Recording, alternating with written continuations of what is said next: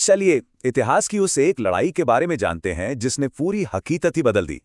क्या हो अगर कोई सुबह उठे और उसकी दुनिया ही बदल चुकी हो। कुछ ऐसा ही हुआ प्रोफेसर गायतुंडे के साथ। उन्हें छोटी छोटी पर अजीब बातें दिखती हैं, जैसे लोकल ट्रेनों पर यूनियन जैक के निशान। ईस्ट इंडिया कंपनी जो खत्म हो चुकी थी वो न सिर्फ मौजूद है बल्कि फल फूल भी रही है। अब एक इतिहासकार के तौर पर प्रोफेसर के लिए ये पहेली सुलझाना तो बनता ही था। तो इस बदली हुई हकीकत की जड़ तक पहुंचने के लिए उन्होंने एक सीधा सा प्लान बनाया।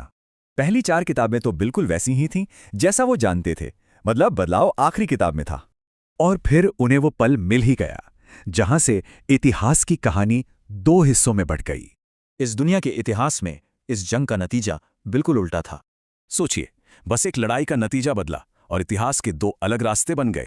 और इस एक जीत ने हिंदुस्तान का भविष्य ही बदल कर रख दिया था। उन्हें लड़ाई के एक ब्यौरे में इस जीत के राज का पहला सुराग मिला। मराठा लीडर विश्वासराव एक गोली से बाल बाल बचे। बस इसी ने सेना का हौसला बढ़ाया और जंग पलट दी। अब इस पूरी उलझन का जवाब जानने के लिए वो पहुंचे अपने दोस्त वैज्ञानिक राजेंद्र देशपांडे के पास। राजेंद्र के हिसाब से ये कोई सपना नहीं था, इसके पीछे विज्ञान की 2 बड़ी थियरीज थीं। इस थ्योरी के मुताबिक एक छोटी सी घटना बड़े नतीजे ला सकती है। यहां पर वो घटना थी गोली का चूकना। इसके लिए फिजिक्स की एक और भी दिलचस्प थ्योरी को समझना होगा। ये थ्योरी बताती है कि एक साथ कई दुनियाएं मौजूद हो सकती हैं, बिल्कुल एक इलेक्ट्रॉन की तरह।